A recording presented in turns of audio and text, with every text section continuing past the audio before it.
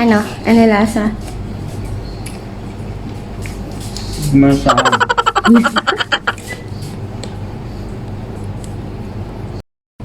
Hi guys, welcome to my YouTube channel. So for today's video, we're gonna try to make my own recipe of kimbap. So if you want to know how I make this, please keep on watching.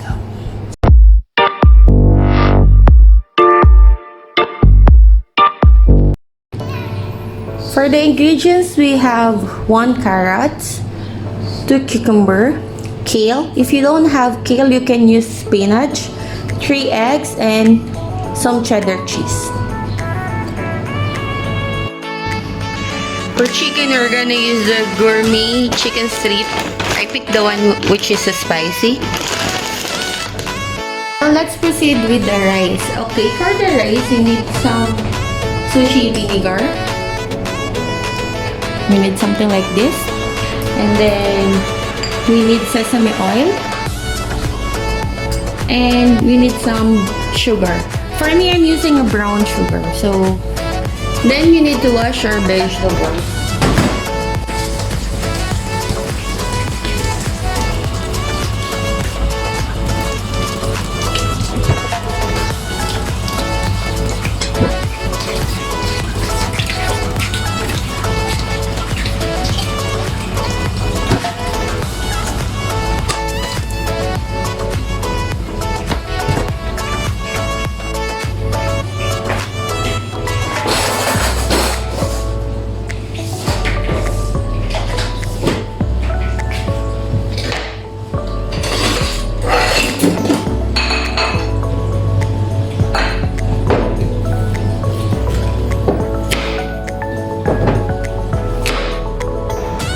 For this, guys, I just fill the carrots and then hindi ko na rin binalatan yung cucumber. Usually, hindi ko naman talaga siya binabalatan.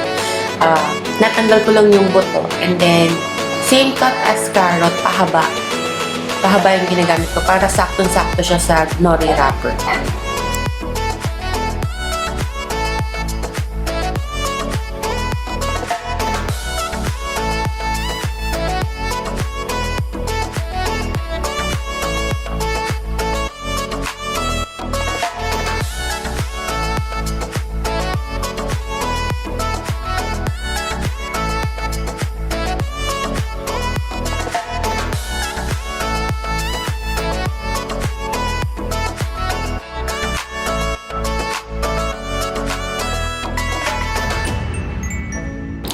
Guys, kung medyo nalalakihan kayo dun sa cut na ginagawa ko sa video, you can try this julienne cut. Okay din siyang gamitin. Kaya lang, for me kasi, mas gusto ko yung medyo crunchy yung laman nung kimbap. That's why I'm doing this cut, yung malalaki.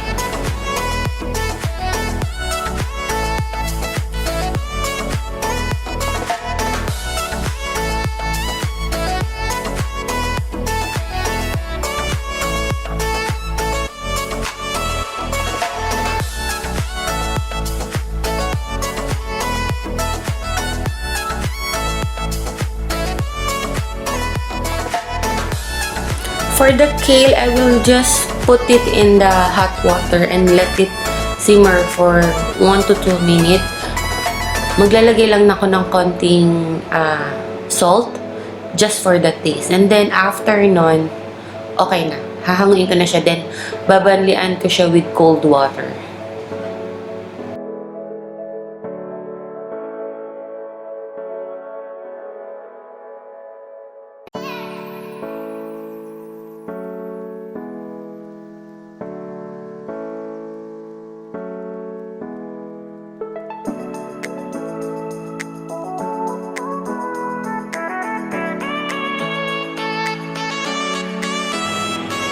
Mga besh, this is scrambled egg and then parang pinlaten ko lang siya para maging ganito siya.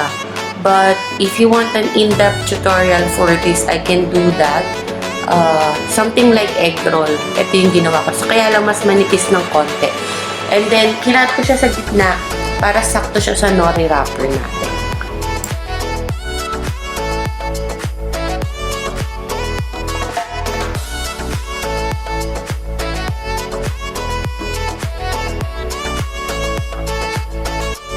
After sa vegetables and egg, we will start frying the chicken strip. I'm using sunflower oil with this chicken strip. The brand name is Gourmet. Spicy yung pinili ko kasi para mas masarap. Hindi, mahilig kasi ako sa spicy. And si Ian, tolerable naman niya yung pagiging spicy nitong chicken strip na to. So, there's no problem for that. So, and bukod sa masarap, affordable to, guys.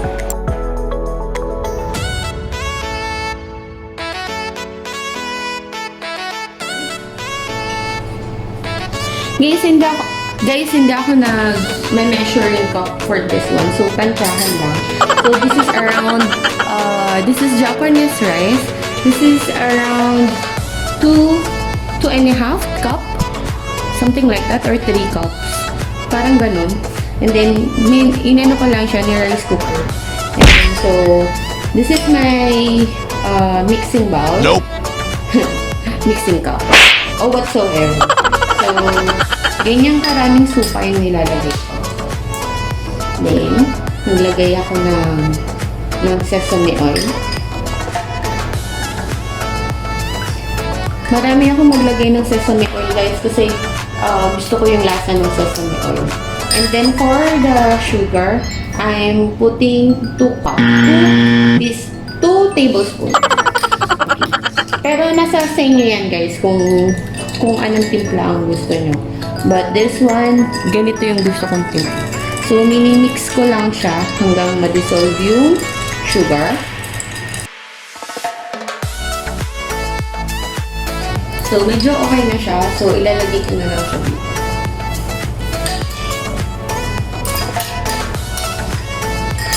Guys, again, ito yung timplang gusto ko. So, nasa sa inyo yan kung paano nyo ititimpla yung rice mo. So, i-mix nyo lang siya. And guys, dapat medyo malamig na yung kanin, ha? Huwag mainit. Warm is okay, but as much as possible, dapat yung medyo malamig.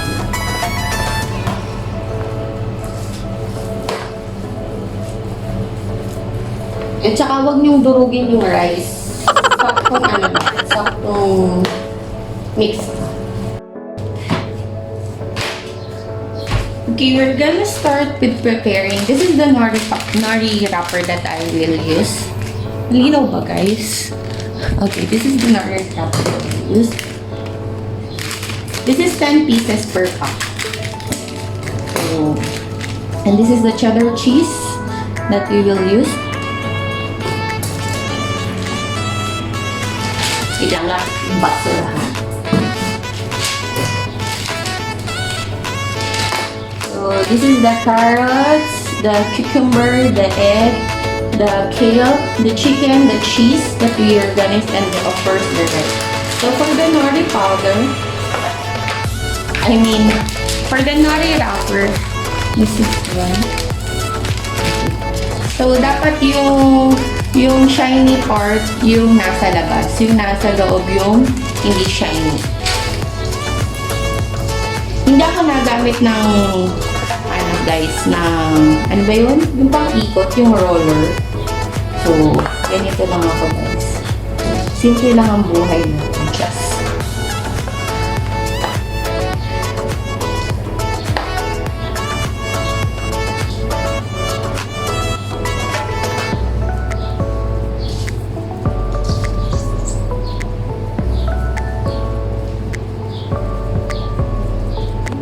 Again, guys, this is my own recipe. Bahala kayo kung anong gusto nyo ilagay sa loob. And kung ano. But, I guarantee you guys na magugustuhan to ng mga jowa.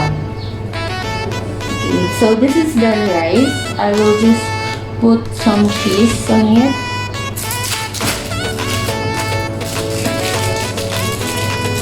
Kaya ganito yung gusto ko yung cheese. kasi madali siyang madali siyang hanapin. At the same time, mas gusto ko yung lasa nito. So, i-half-half ko lang siya ng ganito.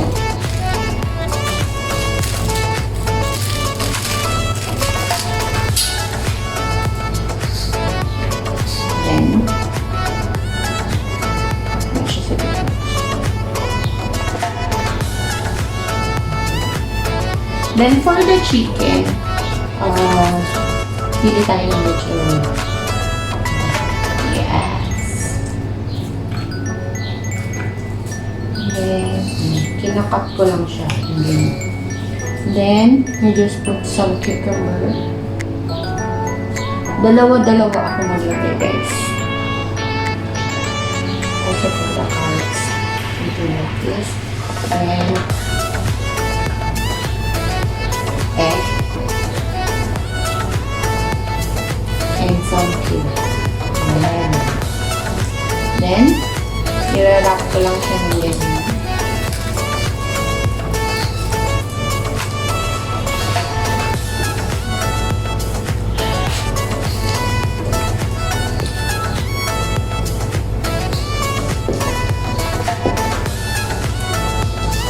Round 1.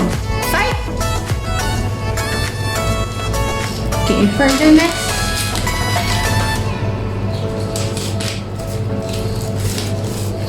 Again, yung glossy nasa labas. Yung nasa loob yung hindi glossy.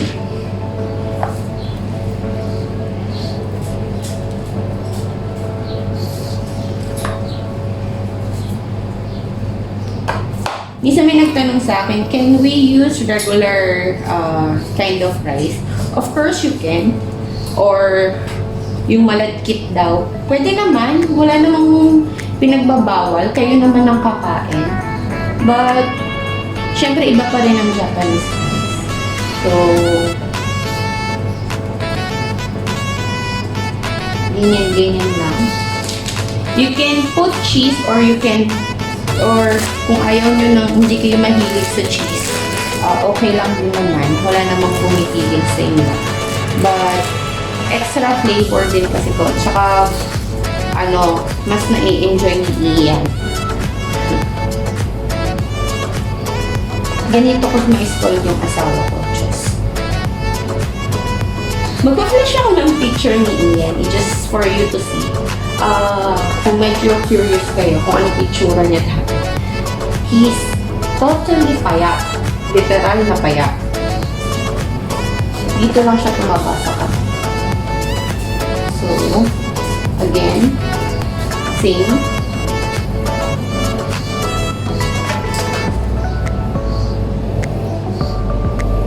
Si Claudia yun, medyo may humihilig sa gilid. Nakikisali siya sa vlog. So, ganyan nyo lang. Press it. Kung may rollers, mas madali. Pero, ako kasi hindi na ako nag-rollers kasi medyo sanay na si ate girl na ganyan. Kung bumuka man ng ganito guys, walang problema yan, ha? Hindi naman pinagbabawal yan. Just, manipis kasi yung nori na nabili ni Ian. So, this is the second roll. Malaki, diba? Okay. For the next roll, nipisan naman natin para medyo, sabihin nyo naman, masyado namang malaki yung ginagawa mo. So, nipisan natin. Again, ito yung hindi shiny suits. So, kung gusto mo lang medyo manipis, kailangan kontian mo yung rice mo. So, sorry.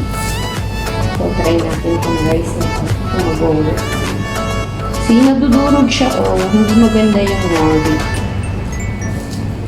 Kaso wala kasi akong choice. Ito lang yung noring available. Kasi nga lockdown ngayon, wala kang ibang mga choice. So, lagyan natin ng medyo, right?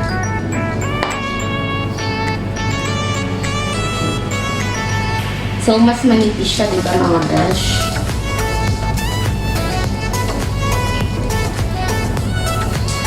Then, same. Maglagay ako ng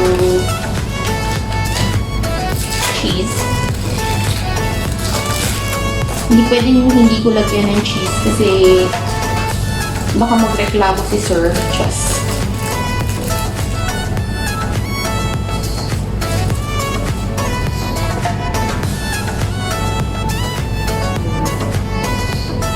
Hatiin nyo ng palit na yung cheese. Plus, masarap siya, promise. And then, unahin natin yung vegetables.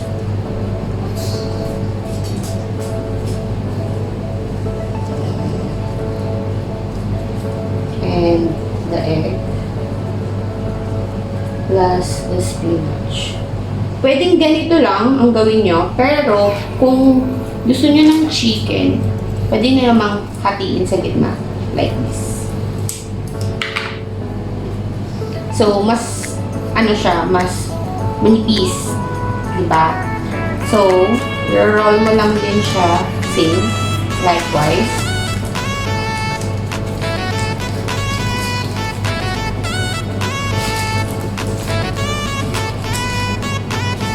Mas bite-size siya.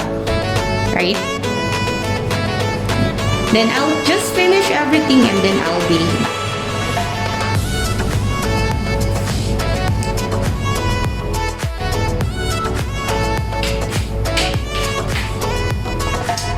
So, this is our finished product. So, hihiwain na natin siya. So, we need our knife to be a little bit damp. So, place lang natin siya. And then, I'm having this, again, the sesame oil that we used. Okay. So, take this one. See? Medyo open pa siya. But it's okay. Just get some sesame oil, guys. Put it in your hands. Like so. And magsisil yan, guys. Para maging glossy rin siya. See? It's nice. Diba? Then we will cut it. For some, gusto nila yung unahan.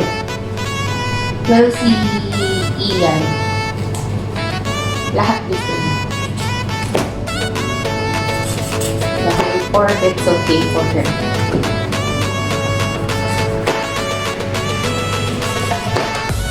Okay, so, see?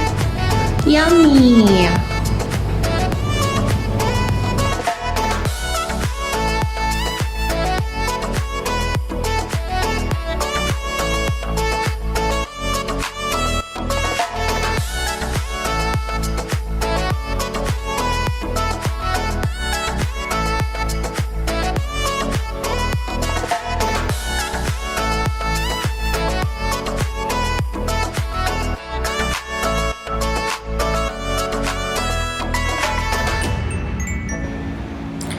So, this is the finished product.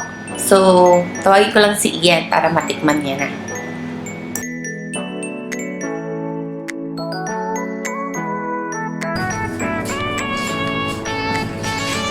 Ano? Ano lasa? Masarap.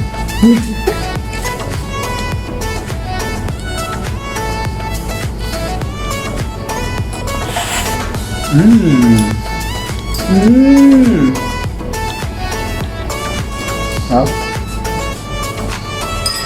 Pasado?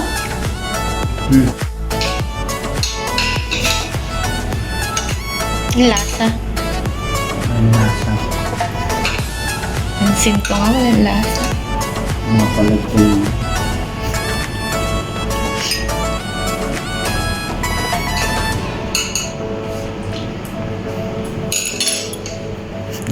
If you like this kind of video, please thumbs up, like, and share, and subscribe. Maraming salamat mga kabashi! Thank you for watching! Bye!